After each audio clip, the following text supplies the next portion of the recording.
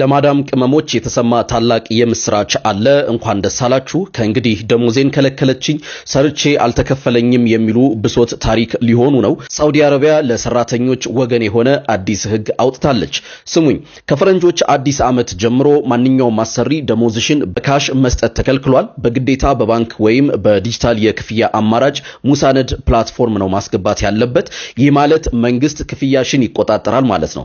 ከግማሽ ሚሊዮን በላይ ለሆናችሁ ኢትዮጵያውያን ይሄ ትልቅ ድል ነው። ምክንያቱም በስማችሁ በሚወጣው ማዳ ካርድ ወይም ኤቲኤም ብራችሁን ማውጣትም ሆነ ወደ ሀገር ቤት ያለ ሰቀቀን በቀጥታ መላክ ትችላላችሁ።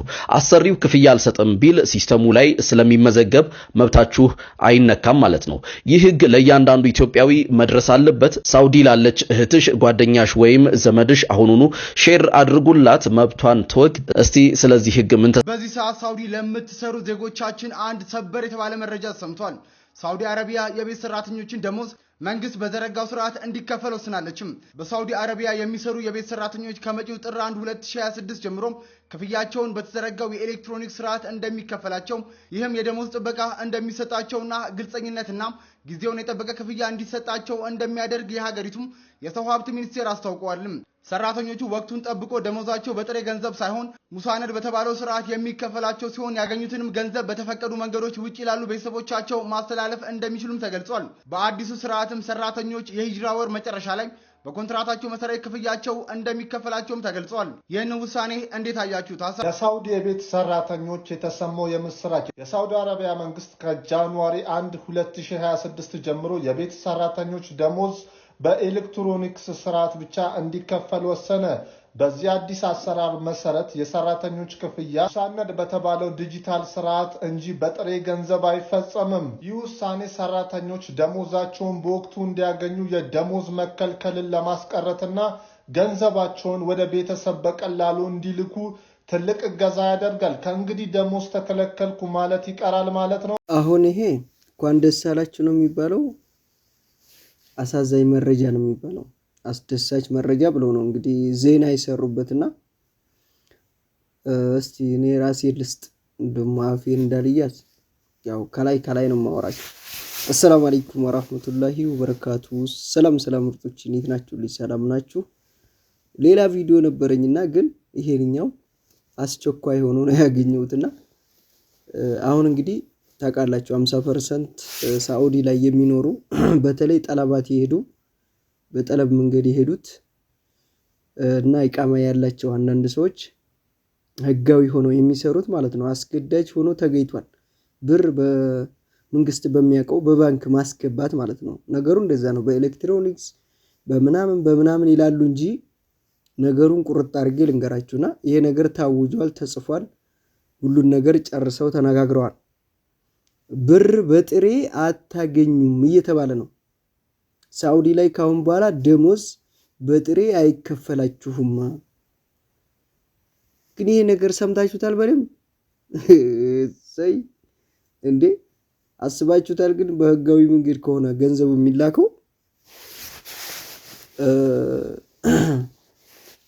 አረልናገር ወይስ እንዲላርገው ጎበዝ ማለቴ ብዙ ሰው የሚጠቀመው በጥቁር ገበያ ሲልክ ነው ምንዛሬ ብዙ የሚሆንለት እና ኢትዮጵያ ላይ ያለውን ነገር መቋቋም የምትችሉት ሁላችሁም ታውቃላችሁ። በህጋዊ መንገድ ይላክ ቢባል በጣም ምንዛሬ ትንሽ ነው እውነት ለመናገር ማለት ነውና ይሄ ነገር በጣም እህቶቻችንን ይጎዳል አይጎዳም? እንግዲህ ተናግሬ ውጣልኝ ነው። እስከዛሬ እንግዲህ የተጠቀማችሁ ተጠቀማችሁ። አሁን ግን በህጋዊ መልኩ ሆኗል። አረብም በጥሬ አይሰጣችሁም ማለት ነው። ይሄንን ስሙ። እንግዲህ በህገ ወጥ ያላችሁት ምናምን እሱ ያው በጥሬ ነው የምትቀበሉትም። ያው መኖሪያችሁም ህገ ወጥ ስለሆነ መኖሪያችን ህገ ወጥ ነበርኛ ያኔ ህጋዊ አይደለንም። ያ መብታችን ነው ማለት ይቻላል። እንግዲህ በመብት የሚኖር ማለት እኮ ነው ህገ ወጥ የሚባለው በራሱ የሚኖር። እነዚህ ደግሞ በህጋዊ ነው ሄዱት፣ በመንግስት ደረጃ ነው ሄዱት፣ በመንግስት ቁጥጥር ስር ናቸው፣ በኤምባሲ ቁጥጥር ማለት ነው። እና አረቦቹም እንደዚህ ነው እንግዲህ ሊያረጉት እየተስማሙት። በጣም ነገሩ ከባድ ነው። እንዴት ብዬ እንደማስረዳችሁ አላውቅም። ባጭሩ ዞሮ መረዳት ያለባችሁ ልንገራችሁ እንዳያወዛግባችሁ። ያው ደሞዝ ስትሰጡ በጥሬው ሳይሆን በአካውንት ተደርጎ ወደ ኢትዮጵያ ነው የሚላክላችሁ በባንክ እንጂ ሐዋላ የምትልኩት አላችሁ። አሁን ይሄን ያህል ብር ና ውሰድ ብላችሁ የምትልኩት ምናምን በሰው ያ ነገር ቀረ ነው እየተባለ ያለው። ሰማችኋ? እና ይሄ ነገር ያምራል ወይስ እንዴት ነው ነገሩ? ከባድ ነው። ምክንያቱም ታውቃላችሁ 100 ብር አሁን ስንት ነው በጥቁር ገበያ የሚመነዘረው? በባንክ ደግሞ ስንት ብር ነው የሚመነዘረው? ያንን ሂሳብ ስትሰሩት የኢትዮጵያ ደሞዝ ጋር አንድ ሆኖ ቁጭ አለ ማለት እኮ ነው እንዴ። በዛኛው እኮ 40 ሺህ የሚወጣ ከሆነ በዚህ እኮ 20 ሺህ ብር ሆነ ማለት ነው እንዴ። ወይዴ ጉዴ ነገር ተበላሸ እኮ ደስ አላችሁ እያሉ ማለት ነው እሳቸው እያሉ ያሉት። አንድ ነገር የገባኝ እስከዛሬ አንዳንድ ህጋዊ ሆነው አረብ ጋር እየሰሩ ገንዘባቸውን የማይሰጡ አሉ። የዛሬ ወር ይሰጣችኋል የዓመት ደሞዝ ያልተቀበሉ አሉ። ዝም ብለው ዛሬ ነገ እየተባሉ ማለት ነው። ያው በህጋዊ መልኩ በወሩ መላክ ስላለበት አረቡ ከመንግስት ጋር የተያያዘ ስለሆነ ይልክላችኋል ነው። በቃ ገንዘባችሁ አይበላም። ያ በትክክል አረብ እናንተን ዝም ብሎ እያለፋ አይልክም፣ ገንዘባችሁን አይበላም። በቃ ይሄ ትክክል ነው የሰሩት።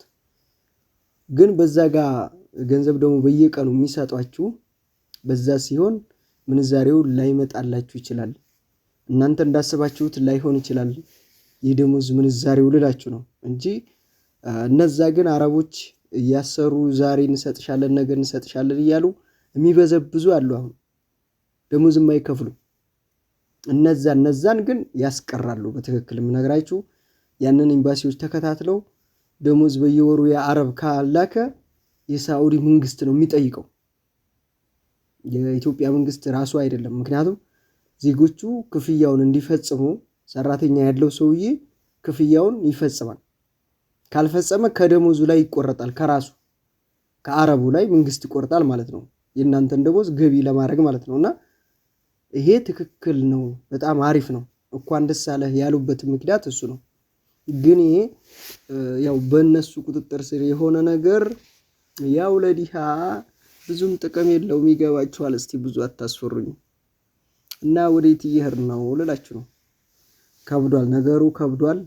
ያው ኢቃማውን እንደዚህ አሰርታችሁ ፈለግንበት ቦታ እንሄዳለን ዘና ፈታ እንላለን እያላችሁ ነው። ገንዘብ መላክ ግን ወደፊት በጣም እየከበደ ነው። የምሬን ነው የምላችሁ። እስከዛሬ የሰሩትን ሰራ ተላከ። አሁን ግን በጣም ቁጥጥር እየበዛበት ነው። እዚህም ራሱ ይሄን ሐዋላ የሚልኩ ልጆች በጣም እየተያዙ ነው ያሉት። አካውንታቸው እየተዘጋ ቤታቸው ሁላ ንብረታቸው ሁላ እየተያዘ ነው ያለው። እናማ ዱዓ ማድረግ ነው። ይሄ ነገር ግን ትክክል መረጃ ነው። በቲክቶክ በሰፊው ተለቋል፣ ፌስቡክ ላይ ተለቋል። ሁሉም ሰው አውጆታል። ያልሰማችሁ ስሙት። እንግዲህ ተግባራዊ የሚደረገው የዛሬ ወር ሊሆን ይችላል፣ የዛሬ 2 ወር፣ የዛሬ 3 ወር ሊሆን ይችላል። የመንግስት እቅድ ያው ተግባራዊ አንዴ ዜና ከተለቀቀ ተግባራዊ መሆኑ አይቀርም። ይሄ ነው። እዚህ ደረጃ ደርሳችኋል። ያው መሰሩት ለሀገራችሁም ነው፣ ለቤተሰብ ብቻ አይደለም። ይሄንን ማወቅ አለባችሁ። አገር ደግሞ ግዴታ ነው። እንዳይመቻችሁ ብርቶች ላይክ አድርጉት። ቆራርጠሽ ሌላ ቦታ እንዳትወስጂ። ይሄ ቪዲዮ እያንዳንድሽ ነግሬሻለሁ። እንዴ እንኳን ደስ አለ ነው ያልኩት እኔ። እንኳን ደስ አላችሁ ለሁላችንም ነው ያልኩት። እንዴ ሌላ ምን ብያለሁ? ወይ